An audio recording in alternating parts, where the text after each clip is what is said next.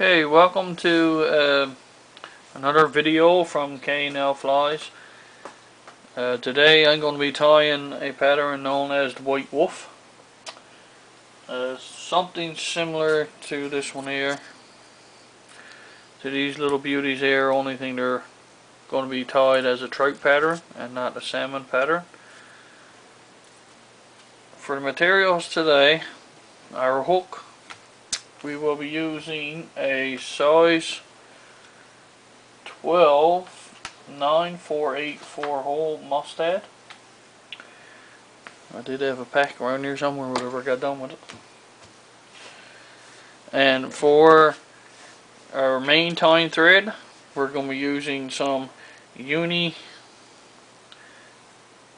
8/0 tying thread for our main tying thread.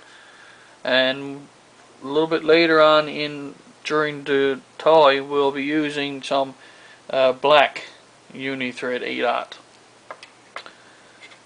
For our wing and tail material, we're going to be using this white calf tail.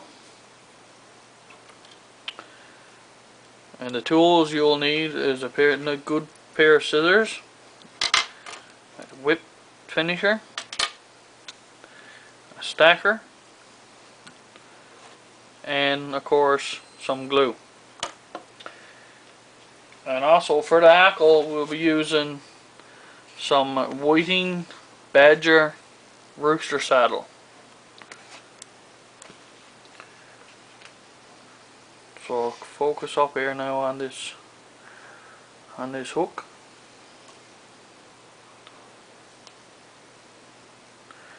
I'm using a different camera today, so it may go in and out of focus a little bit, so I'd bear with me.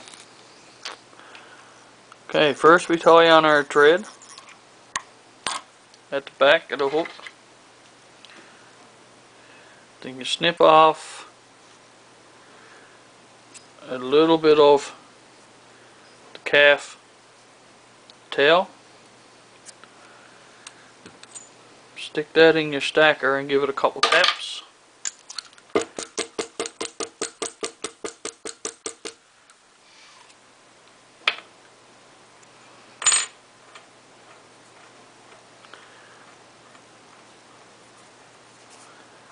Just take a little snip there. Measure up from, usually most people measure from the hook point to the hook shank, which is known as the hook gap. But for trout flies, I just play it by ear, and sometimes you end up with a pretty good fly. Now that's a little bit too long. As I've said in previous videos, I tie unedited, so there's going to be mistakes made. I'll try to catch them if I can. Just tie on that tail there. Now if you want a good durable fly, you could have usually stick some glue down the hook shank before you place that on there. Next we'll do our wing. So we'll go back to our calf tail, snip off another pinch of calf tail.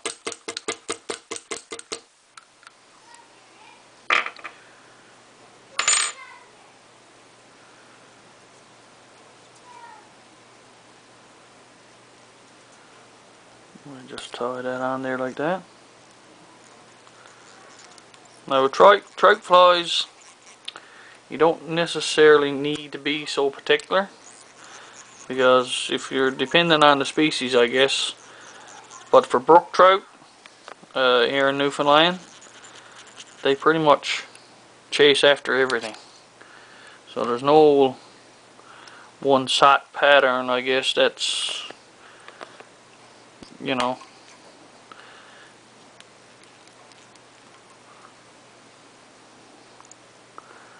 take a little loop around there like that.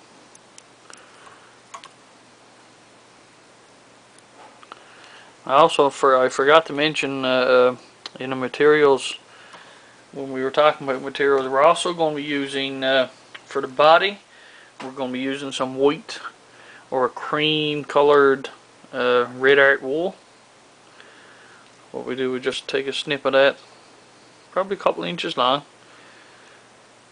We'll take one strand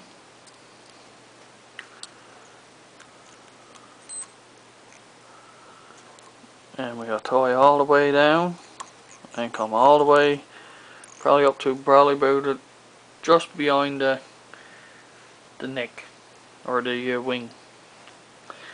Now what I do is just squeeze out a little bit of glue there on top, and then I just wrap forward and tie that off.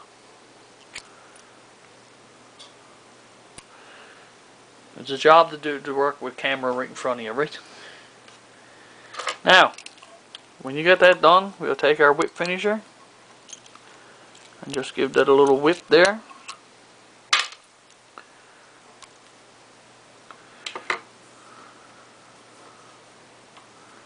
This fly also works good without hackle as well. I've used it in the past. Started out with hackle, but after fishing for a couple of hours with it, it kind of got chewed up a little bit and became dismantled and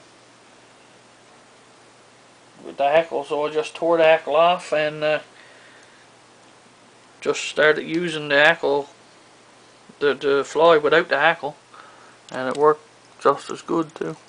It didn't float so high, but it still worked. What we're doing now, we just switched over to our black thread and we tied on our badger hackle, rooster saddle, and in part 2 I will hackle the fly and we'll finish tying off our fly.